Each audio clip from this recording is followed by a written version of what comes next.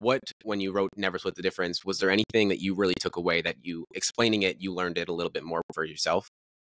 Well, we had to dive in more deeply to why we thought certain things. Mm.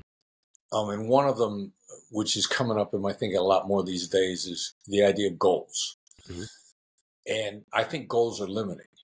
And you're better off not setting a goal, because if you set a goal and you get there or get close to it, you're like, I got there. I can chill.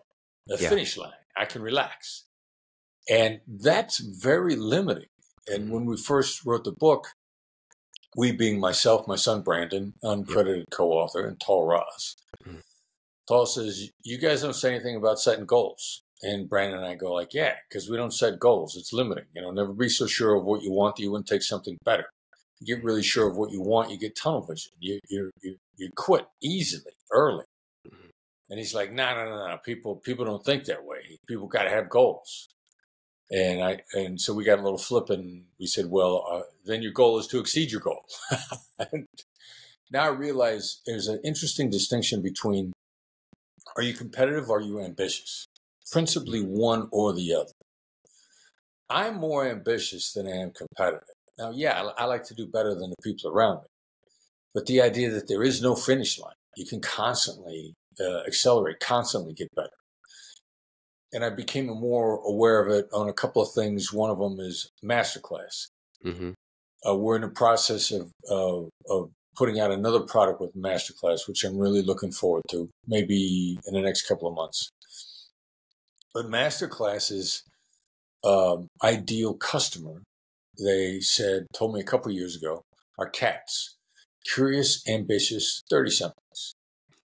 And I thought, oh, interesting. Well, we love curiosity. Curiosity shows up over and over and over with the world's top performers.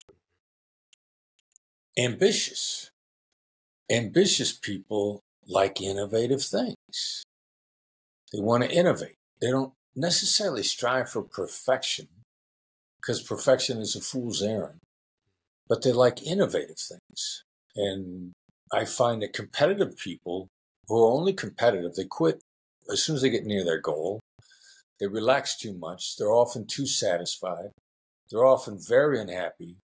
Where ambitious people are generally pretty happy people, and they're looking forward to tomorrow. So exploring these ideas, it hadn't really occurred when we wrote Never Split the Difference. And I'm very much more interested in the differences and the nuances, particularly the people that we recruit to come into the company. Mm. I'm much more interested in people who are ambitious. Ambitious people have more vision.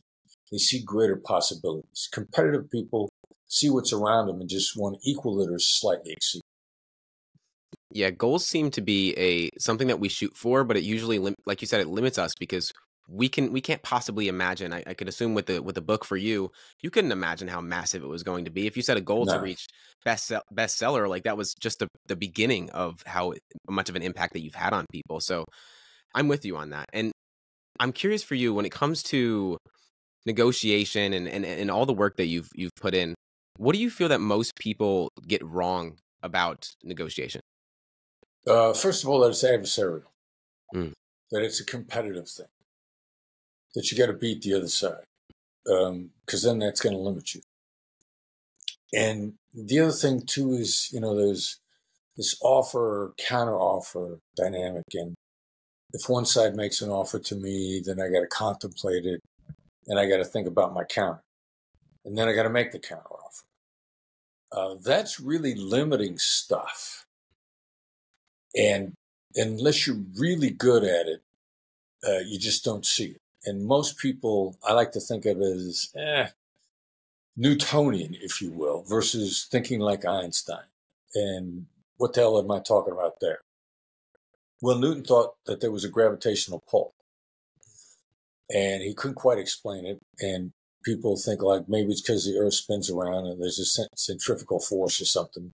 But, as the story goes, he's sitting on an apple tree, an apple fell on his head, and he went, gravity. Something pulled that apple down, clunked me in the head with it. Right. Well, That ain't gravity. Gravity is actually probably a pushing motion. There's nobody really knows for sure what gravity is, but the physicists of today, post Einstein, know of one thing, that it's not a pull. And so what does that mean in negotiation? Negotiation shouldn't be counter offer. That's Newtonian thinking. That's, beyond last century. That's middle age thinking. But most people are stuck with that. Real negotiation is, if you make an offer to me, I'll say, like, look, I'm sure you worked very hard on that. And I appreciate how hard you work. And here's why it won't work for me. And I leave it to you to work it out, but not in a threatening way. I want you to feel highly collaborative with me. I want you to put stuff on the table that you want to tailor into me, and so that we can make a great deal. And if I just go offer, counter offer, the chances of us making a great deal are only by accident, as opposed to us really collaborating and creating something special.